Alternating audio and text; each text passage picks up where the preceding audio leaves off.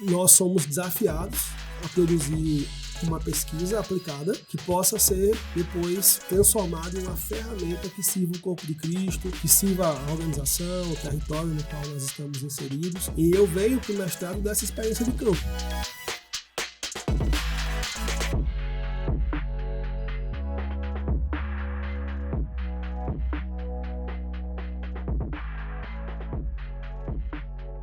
Olá pessoal, bem-vindos a mais um podcast da Faculdade Teológica Sul-Americana. Eu sou o Lucas Merlo, professor, coordenador do nosso mestrado profissional, e hoje eu tenho a alegria de receber aqui no nosso podcast o Leandro Silva. O Leandro que está praticamente na rota final aí do mestrado, durante 2 anos, completando agora a pesquisa no mestrado, e eu chamei ele para esse bate-papo. O Leandro tem uma história muito interessante, uma atuação muito interessante. E, Leandro, conta pra gente como é que você se aproximou da teologia e da atividade ministerial. Como é que foi isso na sua vida? Então, Lucas, a minha vocação, vamos dizer assim, minha chamada, o discernimento vocacional, tem início com um evento que aconteceu em Natal 22 anos atrás, com o tema Modos de Enfrentamento à Pobreza, Natal em Foco. Esse evento fazia uma pergunta bem pertinente. Se a igreja evangélica em Natal, ela quer enfrentar a pobreza, ela quer ser uma igreja diaconal, compassiva, transformadora, por onde ela deve começar? E naquele encontro foram ouvidos sociólogos, geógrafos, urbanistas, que abriram o mapa da cidade para nós e mostraram que havia uma região da cidade que concentrava todos os piores indicadores sociais da cidade. Maior índice de abuso sexual de crianças, mais vulnerabilidade social, mais violência doméstica. É o bairro de Felipe Camarão, na zona oeste da cidade. Natal, Rio Grande do Norte. Em Natal, lá no Rio Grande do Norte, Legal. Capital do Rio Grande do Norte. E isso nos chamou a atenção pelo fato de ser o bairro com o maior número de igrejas da cidade. Caramba. Há um outro bairro que tem um pouco mais de igrejas, mas esse bairro, em termos de território, é bem maior do que Felipe Camarão. Então, Felipe Camarão é o segundo maior bairro da cidade, tem aí algo como 6,5 km de território, o outro bairro tem mais de 10 km. Então, proporcionalmente, Felipe Camarão é o bairro com mais igrejas da cidade e que concentrava à época os piores indicadores sociais. Isso suscitou uma pergunta: por que há tantas igrejas, mas a realidade social desse bairro não é transformada? Por que a violência não reduz, a violência doméstica não reduz, a vulnerabilidade social das crianças? E isso gerou um esforço local, com igrejas, com líderes, para tentar conectar essas duas realidades: a presença da igreja e os desafios da comunidade.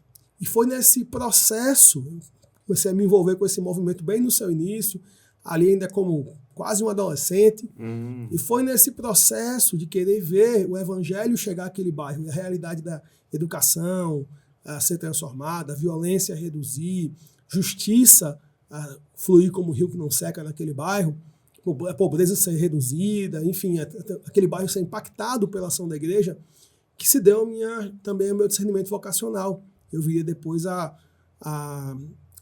dedicar minha vida como missionário, mudando para aquele bairro e trabalhando ali para começar um movimento de colaboração do corpo de Cristo, e assim tenho feito nos últimos 20 anos. Ah, legal. Então você foi despertado ainda na adolescência para a juventude. Exatamente. Mais ou menos nesse período. A teologia formal entrou na sua vida depois, digamos assim. E tive a alegria de ser mentoreado por 2 homens, um pastor autodidata, apenas com ensino fundamental, mas muito atuante no campo, com muita atuação comunitária, e um outro pastor, doutor em sociologia, doutor em teologia, professor na universidade, pioneiro do movimento de missão integral no Brasil. Então, esses 2 homens me formaram, assim, me tornei meio que uma combinação dos dois, alguém de campo, mas também com esse coração acadêmico. E foi aí, nessa caminhada, que eu conheci a teologia da missão integral, que eu conheci a possibilidade de um evangelho integral que transforma não apenas a alma, mas o homem todo. É legal isso que você está falando, porque você falou que o seu despertamento foi lá em Natal, motivado por uma ação que envolve cristãos de outras áreas, né? Sociólogos, geógrafos, o que mostra um pouquinho da interdisciplinaridade da teologia e da necessidade que a gente tem de dialogar com esses outros saberes, né? Principalmente saberes relacionados às humanidades, à ordem social, às dinâmicas sociais, para que a gente leia, né, o contexto e entenda como é que a igreja, como é que as comunidades podem atuar nessas realidades. Isso é muito legal porque mostra a interdisciplinaridade natural da teologia, né? Então, você chega na teologia, digamos assim, depois dessa atuação já missionária, né? Ao estudo formal da teologia. Como é que você conheceu o estudo formal da teologia? Como é que foi a sua trajetória enquanto estudante de teologia? Sim, eu chego à teologia no engajamento com núcleos, por exemplo, da Fraternidade Teológica Latino-Americana, conhecendo os escritos de teólogos latino-americanos como René Padilha, Pedro Arana, depois teólogos brasileiros como Jorge Barro, Valdir Sternagel. E ao longo do trabalho de campo, eu sempre tive essa ênfase, um pouco desse autodidatismo. Mas há um certo momento que você percebe que precisa, de fato, de mais ferramental acadêmico, teológico. E então eu decidi cursar teologia e a instituição escolhida foi a FTSA. Eu sou graduado em teologia pela FTSA. Inclusive, tive a oportunidade de cursar a minha graduação em teologia durante a pandemia, enquanto nós estávamos envolvidos em muitas iniciativas para servir a região ali de Felipe Camarão, adjacências e outras áreas de Natal. Trabalhamos com 2.000 famílias durante o período pandêmico, envolvendo mais de 100 igrejas, um grande esforço humanitário. Enquanto a gente estava no campo, eu também estava me debruçando sobre as disciplinas na graduação em teologia. E, de fato, foi uma experiência fantástica, porque enquanto eu servia, eu era nutrido pela boa teologia que recebia da FTSA. Que legal. E aí, então, você faz a graduação em teologia, né, na modalidade, né, no formato de educação à distância. Isso é legal, né, porque a gente está, digamos assim, na outra ponta quase do país, mas tem esse alcance, essa possibilidade. E aí você já emenda direto o mestrado, é isso? Exatamente. E fazer teologia à distância foi interessante porque eu não precisei sair do campo. Então, eu me mantive ativo no campo, trabalhando o tempo todo durante a pandemia e estudando simultaneamente. E assim que eu vou terminando a graduação, exatamente no período em que a pandemia também vai diminuindo e terminando. E eu decido, de imediato, seguir. Na verdade, o mestrado em teologia também, ele tem uma pausa e depois ele retorna, e justamente eu terminei a graduação exatamente no momento em que o mestrado estava voltando. Estava reiniciando suas matrículas e inscrições, e eu decido não seguir direto e começo o mestrado imediatamente posterior à graduação. Legal, então você já pegou o mestrado depois da reformulação, e o seu projeto está dentro da área de praxis pastoral e missiológica, que é a área mais natural da sua atuação. Conta um pouquinho para a gente sobre o seu projeto, que o seu projeto está associado à sua atuação diretamente, né? O seu projeto de pesquisa aqui no mestrado. O que você está pesquisando? Quais autores você está usando? Fala um pouquinho para a gente dessa sua inserção no mestrado. O último censo do IBGE identificou quase 13.000 favelas e comunidades urbanas em vulnerabilidade social no Brasil, nos quais vivem aí quase 17 milhões de pessoas, mais ou menos 8% da população do Brasil. Se nós fôssemos tornar isso um estado, seria o 4º maior estado do Brasil, perdendo apenas para São Paulo, Rio de Janeiro e Minas Gerais. É um grande contingente populacional em vulnerabilidade social. Em diversas pesquisas tem demonstrado... Só para eu... Se a gente fosse juntar todas as pessoas em vulnerabilidade social do país, juntássemos todos eles num estado, seria o 4º maior estado do país. Somente as favelas urbanas. Somente as favelas urbanas. Se nós acrescentarmos aí os 40 milhões de sertanejos, os moradores de povoados ribeirinhos, povoados quilombolas, esse número será muito maior. Caramba. E já desde a época de 70, diversas pesquisas têm demonstrado que o crescimento evangélico no Brasil parece se concentrar exatamente nesses territórios de vulnerabilidade social. pesquisa de 92, que foi realizada por sociólogos cariocas, demonstrou que já na época de 70, a Baixada Fluminense era a região do Brasil com o maior número de igrejas evangélicas. Ou seja, se a gente for cruzar os dados e juntássemos todas as pessoas em vulnerabilidade social de localidades urbanas, nós teríamos o quarto maior estado e possivelmente o mais evangélico do país. Exatamente. Tá. Favela Gospel. Favela Gospel. Favela Gospel. E uma percepção é que nessas comunidades vulneráveis há muitas igrejas que têm, por diversos fatores, dificuldade de promover um impacto social, cultural, econômico nesses contextos. O bairro em que eu sirvo, por exemplo, Felipe Camarão, atualmente tem cerca de 138 igrejas e tem desafios sociais gigantescos. Meu trabalho se refere a pesquisar essa presença da igreja nos territórios periféricos, tendo como campo de pesquisa o bairro de Felipe Camarão, eu tenho chamado de um microcosmo da periferia brasileira, e propor alternativas para equipar pastores e líderes já presentes nas áreas mais vulneráveis, ou seja, que conhecem os seus territórios, que estão já inseridos nesses territórios, a fim de que possam desenvolver, de forma semelhante àquilo que nós temos vivido lá em Felipe Camarão, redes de colaboração que respondam aos desafios das suas comunidades. Nós acreditamos que o trabalho em rede potencializa o impacto, promove a possibilidade de combinar dons, talentos, habilidades, construir respostas muito mais relevantes e duradouras para desafios tão complexos da periferia brasileira. Interessante, porque a gente está falando de problemas que são estruturais, né, em diversas partes do país, e entende-se que para problemas estruturais nós precisamos de soluções estruturais, né? Muitas vezes as igrejas têm uma boa intenção, têm recursos, mas talvez por atuarem de forma descolada uma da outra, de forma independente, não consegue criar essa rede, né, ou essa estrutura que se apresenta como uma solução ou como uma das possíveis soluções para problemas que são também estruturais. E é isso que você, então, está pesquisando, né? Como criar essas redes, como desenvolver isso a partir da sua experiência no bairro de Felipe Camarão, que é onde você mora hoje. Exato. Eu me mudei para lá como missionário, Lucas, e mudei com a minha esposa assim que a gente se casou, fomos morar lá. Eu sou um missionário diferente, porque eu não mudei para uma tribo isolada, para um povoado ribeirinho, eu mudei de bairro. Você era de Natal mesmo? Eu era de Natal, de outra região da Sim. cidade, e eu mudei para o bairro que à época era o mais violento, mais empobrecido da cidade, para trabalhar com os pastores e líderes locais no desenvolvimento de um movimento de colaboração na missão integral de Deus.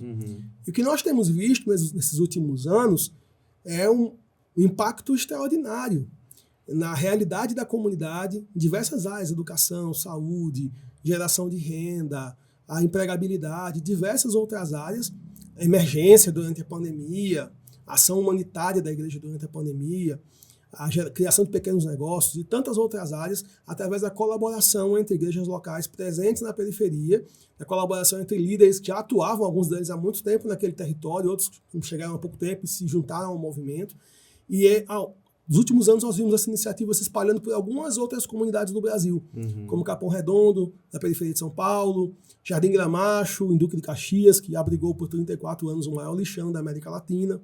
Nós temos visto, então, a aplicabilidade dessa metodologia em outros territórios, e a minha intenção no mestrado é dar uma profundidade acadêmica, teológica, missiológica a isso, e criar um ferramental robusto o suficiente para treinar líderes que sejam multiplicadores de movimentos locais, de redes de colaboração entre igrejas evangélicas de outros territórios periféricos que respondam aos seus próprios desafios.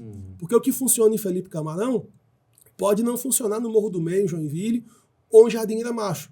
Mas os princípios bíblicos e missiológicos e as ferramentas operativas podem ser aplicáveis em qualquer contexto e ajudar os líderes locais a pensar o seu próprio movimento que responda, então, aos desafios da sua comunidade.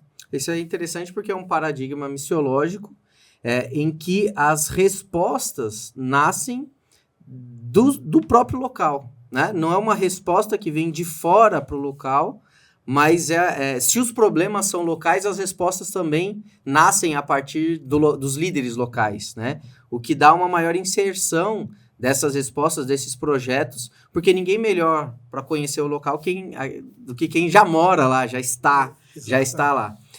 E aí você agora está nessa fase final do mestrado, né? Pensando aí já com a defesa aí no horizonte, mas você também atua na Missão Aleph. A Missão Aleph, qual que é a sua função na Missão Aleph? Qual que é o propósito da Missão Aleph? Então, eu sou um dos fundadores, sou presidente da Missão Aleph. E a Aleph é uma organização missionária que tem como visão igrejas saudáveis, trabalhando juntas para transformar suas comunidades visando a glória de Deus. Uhum.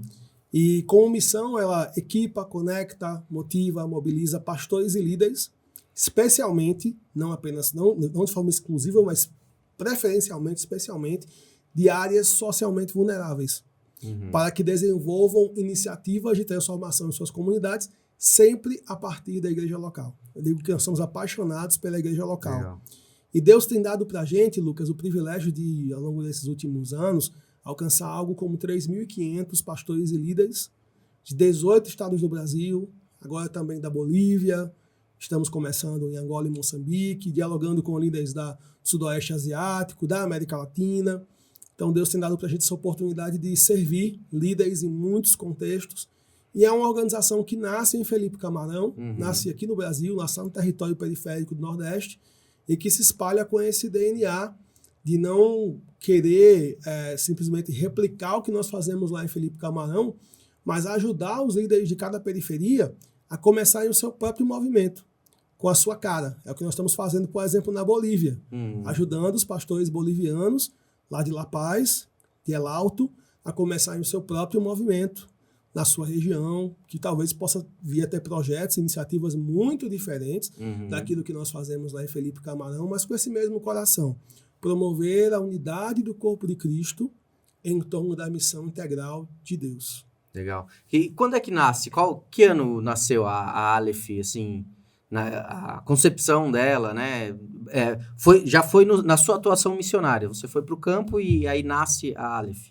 A Aleph nasce em 2005. 2005. Com o nome, Aleph, na verdade, na época era um acróstico, Associação de Líderes Evangélicos de Felipe Camarão, Aleph. E nasce com esse duplo objetivo, de promover a unidade do corpo de Cristo para a prática ou para engajamento colaborativo na missão integral. Uma resposta unificada aos desafios locais de forma integral. E isso acontece porque a gente percebe alguns desafios quando a gente se aproxima da realidade de Felipe Camarão. Primeiro, por que dezenas de igrejas em um único bairro não transformam aquela realidade? Por sinal, esse é um pouco do que eu discorro no meu trabalho de conclusão de curso do mestrado. Já dando um pouco de spoiler aqui. A gente percebeu, e eu trabalho isso no meu trabalho, né? Meu estudo, na minha pesquisa, 4 razões. Primeira razão, falta de unidade. Segunda, visão missiológica muito estreita, que entende a missão apenas como ganhar almas para uma eternidade com Deus, mas esquece o quão radical foi a encarnação de Jesus, que enquanto esteve na Terra foi por todas as partes fazendo o bem. Isso, segura nesse ponto aí, porque isso é importante, porque essa atuação, ela é profundamente teológica, né? Às vezes, quando a gente fala da missão da igreja e fala dessas dimensões, digamos, palpáveis da missão, às vezes isso é muito confundido com ideologia política, alguma coisa assim. A gente esquece que esse é um princípio teológico da encarnação, do Deus que pisa na terra, que sofre, né? Então, é interessante a gente perceber que isso não é só uma ideia, né? Existe uma fundamentação profundamente teológica, mais especificamente cristológica nessa concepção, né? Aí, terceiro ponto.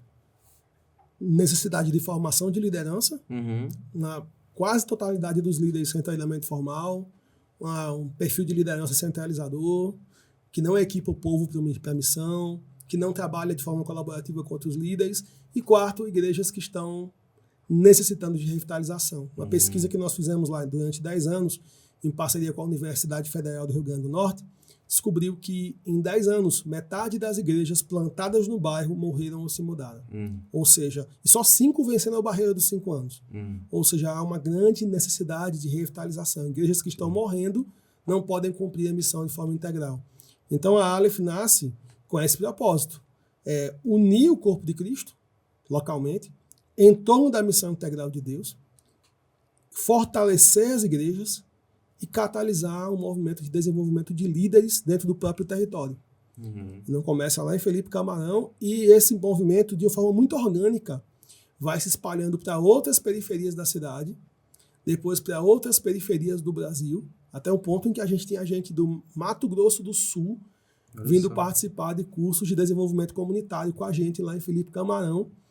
E a gente começou a perceber que Deus estava fazendo algo maior, Deus estava nos chamando para além do território de Felipe Camarão, e aí que a Aleph se torna uma missão, deixa de ser a Associação de Líderes Evangélicos de Felipe Camarão, se torna a missão Aleph, com essa ideia, usando aí como símbolo a letra do alfabeto hebraico. A primeira letra. Primeira letra, justamente que tem essa ideia de começo, pode inclusive substituir no hebraico o numeral 1, para trazer essa ideia de que nós queremos ver o evangelho chegando às comunidades e uma mudança começando, através da unidade da igreja na missão de Deus. Então a Aleph está completando, ou já completou, enfim, em 2025, 20 anos. Já é uma instituição, digamos, que tem uma certa maturidade, né? Tem uma jornada. E é interessante na sua fala porque, de certa forma, o Brasil, e a gente pode expandir isso para o sul global, no século passado, né? Enfim, nos séculos passados, foi a receptora de compreensões missiológicas de fora, né? E, de certa forma, hoje o que acontece, pelo menos na sua experiência, é o contrário, né? A Aleph nasce aqui com uma perspectiva teológica e missiológica vinculado a missiólogos e teólogos latino-americanos, e vai se expandindo, inclusive agora, para outras localidades do sul global, como você falou, né? Outros países da América Latina, Ásia, África. Isso é muito interessante porque isso vai mostrando um processo, uma percepção missiológica de que as soluções devem nascer do local dos problemas, e também uma percepção, uma construção teológica que vai nascendo também de forma autóctone, né? Vai nascendo a partir dessas realidades. Então, o seu projeto está relacionado a criar essa rede de igrejas e a missão Aleph, é o seu projeto no mestrado, né? E a missão Aleph também está associada a isso. Então, a gente pode dizer que o seu projeto de mestrado, ele é construído para agregar, para desenvolver aquilo que você já fazia na missão. Exato. E essa é a beleza, eu acho, do mestrado profissional, que eu tenho chamado de mestrado ministerial, porque nós somos desafiados a produzir uma pesquisa aplicada que possa ser depois transformada em uma ferramenta que sirva o corpo de Cristo, que sirva a organização, o território no qual nós estamos inseridos. E eu venho para o mestrado dessa experiência de campo, servindo com a missão Aleph, servindo no contexto de Felipe Camarão, e eu, a partir dessa experiência, espero contribuir não apenas para abençoar a liderança da região em que nós estamos baseados, mas também, de alguma forma, inspirar e encorajar e prover algum tipo de suporte para outros líderes que estão espalhados por esses milhares de comunidades empobrecidas do Brasil. Eu me lembro que no começo da Aleph, um dos textos que mais nos impactou, Lucas, foi Juízes 19, que é um capítulo, creio eu, que o autor de Juízes desejaria que nós sentíssemos náuseas ao ler. Sim, é um capítulo muito violento. Muito violento, porque trata de um abuso sexual, uma violência terrível, e a esposa do levita que é assassinada, que é violentada, depois o seu corpo é partido em 12 pedaços e enviado para cada uma das 12 tribos, que se encontravam muito fragmentadas. E quando cada uma das 12 tribos recebe aquele pedaço do corpo daquela mulher, eles falam, isso nunca aconteceu em Israel. Eles são tomados de uma revolta, e o texto bíblico diz, em Juízes 20, verso 1, que eles se juntaram como um só homem. E na época, quando nós lemos esse texto, nós nos perguntamos lá em Felipe Camarão, o que é que nós estamos esperando para trabalharmos juntos, para servirmos juntos aqui a nossa região? Que um jovem seja assassinado, mais um, né? Mais um dentre tantos, e um pedaço do seu corpo enviado para cada uma das nossas igrejas. eu acredito que essa unidade nos territórios vulneráveis é urgente.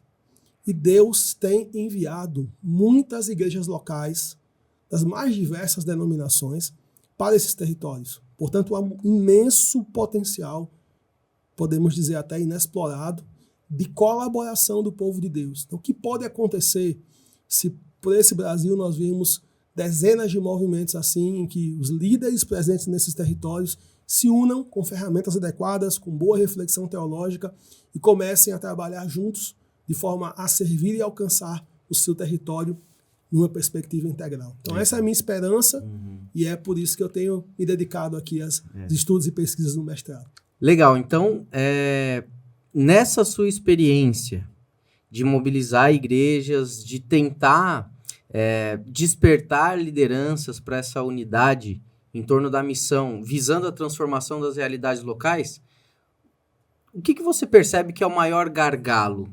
Está na liderança? Está na formação teológica? Está nas diferenças das identidades denominacionais? Assim, qual é a primeira coisa que te vem à mente em termos de, assim, esse é o desafio, né, ou um dos grandes desafios para conseguir mobilizar essas igrejas? Eu acho que é um triplo desafio, Lucas. Primeiro, teológico. Para entender que o papel da igreja como comunidade missional de Jesus é participar da missão de Deus, com seus dons e talentos, não apenas no campo transcultural, mas também no contexto em que ela se encontra. Eu tenho um pastor querido que ele brinca muito, né? Se a gente não... Como vamos chegar na China se a gente não vai sequer na esquina? Então, perceber o nosso território como campo de missão e perceber que a missão vai além da proclamação. Ela envolve o serviço, a diaconia, o engajamento com as dores, com as necessidades. Eu vejo isso como um desafio essencialmente teológico e eclesiológico, mas é também o desafio da liderança.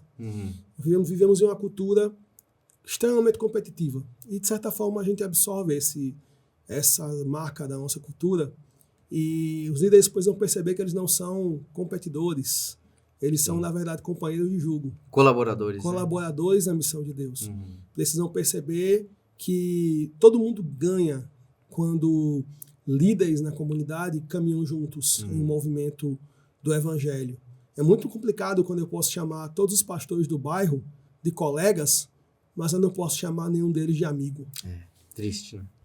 Eu diria que há um terceiro desafio que tem a ver com as nossas agendas sobrecarregadas.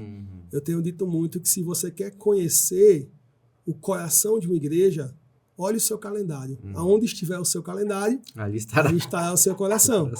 Jesus falou isso em relação ao recurso financeiro, mas eu penso que o tempo é um recurso ainda mais escasso, uma vez que depois que você usa, você não pode pedir reembolso. E se nós olharmos os nossos calendários, por vezes, nós estamos tão sobrecarregados com nossas próprias agendas que não temos tempo para pensar em colaboração, mas nós precisamos de uma agenda maior. Não que a agenda da igreja local não seja importante, os eventos, as programações são importantes, mas nós precisamos de uma agenda maior, de uma agenda do reino, na qual nós possamos caminhar juntos para impactar e servir o nosso bairro em nome de Jesus. E de certa forma, assim, aquilo que está na agenda também canaliza os recursos financeiros, né? As programações, digamos assim, que a gente põe na agenda são aquilo que puxa e que exige investimento, né? Exato. Então, se a gente transforma essa agenda, a gente também transforma, né, a possibilidade de aplicação de recursos financeiros. Bom, a gente está aqui num dos últimos dias, possivelmente quando esse episódio for ao ar, já vai ser muitos dias depois, mas no dia que a gente está gravando, a gente está aqui nos últimos dias do módulo de julho do nosso mestrado, e saindo daqui a poucos minutos, você está pegando um voo para chegar na Guatemala. O que você vai fazer na Guatemala? O que isso tem a ver com o seu projeto? O que isso tem a ver com o seu mestrado? E o que isso tem a ver com a sua atuação missionária? Na Guatemala, eu vou participar de um encontro latino-americano de líderes que estão tecendo redes para alcançar e servir as suas cidades, nas mais diversas regiões da América Latina. De certa forma, é uma expansão daquilo que você já vem propondo. E nós vamos poder trocar experiências, aprender com outros. Um dos participantes desse encontro é o Rob Kelly, da rede For Charlotte, Uhum. é uma rede norte-americana que, na cidade de Charlotte, hoje consegue articular 468 igrejas da cidade em um compromisso com a missão integral. A gente vai estar trabalhando a ideia dos 4 grandes, né? O grande mandamento, a grande comissão, a grande compaixão e a grande colaboração como elementos desse trabalho em rede. Eu creio que será uma oportunidade muito especial de compartilhar o que a gente está fazendo, compartilhar a minha pesquisa, aprender da experiência de campo de outras redes, de outros movimentos, aprender também de ferramentas que eles têm desenvolvido. E isso só é possível porque nesse 1 ano e meio já no mestrado eu tenho podido me aprofundar no estudo do trabalho em rede e implementar várias das ideias no nosso contexto, de forma que eu recebi o convite para participar desse encontro latino-americano. Gentilmente fui liberado pelo mestrado, né? Agradeço muito ao colegiado que me liberou alguns dias para que pudesse estar ali. Tenho muita expectativa daquilo que vou poder aplicar da experiência ali com outras redes da América Latina e de outros lugares do mundo. Legal, então você vem, você começa a sua atuação missionária, aí você passa por uma formação teológica, faz o seu mestrado conversando com aquilo que já é a sua atuação missionária, e agora você tem a possibilidade de atravessar algumas fronteiras e compartilhar isso numa rede ainda maior, né? De missiólogos, de teólogos, de pastores, pastoras, de missionários e missionárias, para compartilhar isso, né? Compartilhar um pouquinho da sua experiência. E aí a gente vai vendo que essas redes elas vão se formando em vários níveis, né? Isso é muito legal. E aí a gente tem uma chance também de conhecer um pouquinho disso no Brasil, porque a Aleph vai fazer um congresso. Fala um pouquinho desse congresso, faz o seu jabá aí do congresso da Aleph que vai acontecer aqui no Brasil. Bom, antes disso, eu quero só dar uma palavra para você que está assistindo esse podcast. Você, assim como eu, é um cara do campo, um cara prático, missionário urbano ou mesmo rural. E a gente às vezes pensa um pouco que a academia não é um ambiente para nós, mas faz toda a diferença quando a gente pode trazer o diálogo do que acontece lá no campo missionário, do que acontece lá na periferia, nos lugares em que a gente trabalha, com saberes acadêmicos. Porque isso reforça aprofunda o nosso trabalho, aprofunda o nosso ministério, nos provê ferramentas, mas também traz uma colaboração que pode inspirar e se conectar com muitos outros. Quem sabe você vai também para Guatemala, né, como resultado do seu mestrado. Mas eu queria encorajar você que está assistindo aí, que trabalha no campo como eu, que é missionário, que está atuando numa comunidade. Quem sabe você pode estar se juntando à próxima turma aqui do mestrado e também agregando muito com a sua experiência, com aquilo que você já tem vivido no campo e que agora pode ser combinado com tudo que você vai receber aqui no ambiente acadêmico. E eu quero fazer o convite, nosso congresso de 20 anos, será em outubro, nos dias 22 a 25 de outubro, na cidade de Natal. Nós vamos estar conversando sobre o tema crescimento da igreja, profundidade e impacto. Legal. Nosso autor, nosso referencial teórico, vou usar a expressão do mestrado, nosso referencial teórico para esse congresso é o professor, o doutor, teólogo Orlando Costas, foi um pioneiro da missão integral na América Latina, e ele cunhou, ou ele desenvolveu, na minha opinião, aquele que é o melhor modelo de crescimento da igreja para o contexto latino-americano, que é a ideia do crescimento integral da igreja, que a igreja cresce numericamente, conceitualmente, diaconalmente e organicamente, e de que isso é avaliado pela encarnação, fidelidade e espiritualidade da igreja local. É sobre isso que a gente vai estar conversando, pensando em uma igreja viva, transformadora, que trabalha com outras igrejas locais no seu território, um compromisso com a unidade da igreja para alcançar e servir a cidade.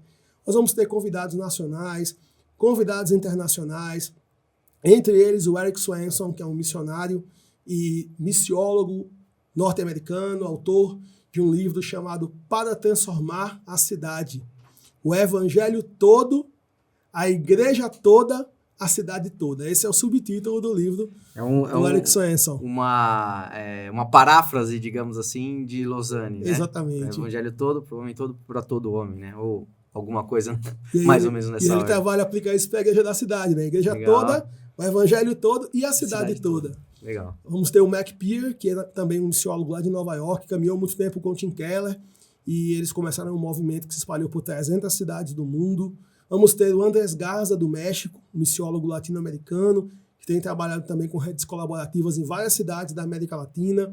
E do Brasil, muita gente preciosa, o Dr. Jorge Henrique Barro, fundador aqui da FTSA, o Ziel Machado, o Valdir Sternagel, o Ricardo Bitu, enfim, muita gente preciosa.